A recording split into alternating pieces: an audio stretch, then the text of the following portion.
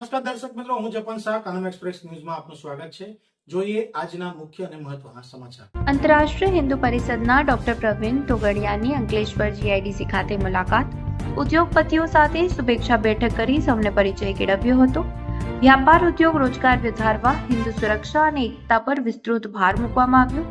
શ્રી હનુમાન ચાલીસા કેન્દ્ર અને ઓમ શ્રી પરિવાર પ્રોજેક્ટ અત્યંત મહત્વના છે. કરોડો લોકો જોડાઈ રહ્યા છે. આ અંગે વધુ માહિતી કંઈક આ પ્રમાણે સામે આવી રહી છે. આંતરરાષ્ટ્રીય હિન્દુ પરિષદના સંસ્થાપક અને રામ મંદિર આંદોલનના અગ્રણી ડોક્ટર પ્રવીણ તોગડિયાએ અંકલેશ્વર જીઆઈડીસી ખાતે શુભેચ્છા મુલાકાત અને પરિચય પ્રવાસ કર્યો હતો. આ પ્રસંગે શહેરના અગ્રણી ઉદ્યોગપતિઓ સાથેની મુલાકાતમાં તેમણે હિન્દુ એકતા, સુરક્ષા અને રોજગાર પર ભાર મૂક્યો હતો. બેઠક દરમિયાન ડોક્ટર પ્રવીણ તોગડિયાએ જણાવ્યું કે હિન્દુઓના વેપાર, રોજગાર વધે અને સમાજમાં એકતા જળવાય તે માટે શ્રી હનુમાન ચાલીસા કેન્દ્ર અને ઓમ શ્રી પરિવાર પ્રોજેક્ટ અત્યંત મહત્વના છે.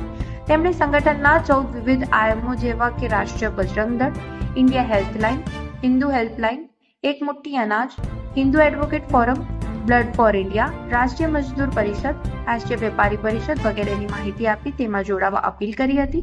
આ પ્રસંગે અતુલ કુમાર પટેલ અને વિઠ્ઠલ ડાકિયા અને દક્ષિણ ગુજરાતના પ્રાંતના મહામંત્રી હસમુખ રૈયાણી અને ઇન્ડિયન હેલ્થલાઇનના ઉપલક્ષ રવિન કિરાવિયા, ઔદ્યોગિક અગ્રણી જશુ ચૌધરી, પ્રોબત પટેલ, હરેશ પટેલ, કલ્પેશ કોઠિયા, કે.આર. જોશી, ભદ્રેશ પટોડિયા, દિનેશ ખૂંટ, નિલેશ પટેલ, ડેનિસ ભૂત તેમજ દેવુભા કાઠી વગેરે હાજર રહ્યા હતા.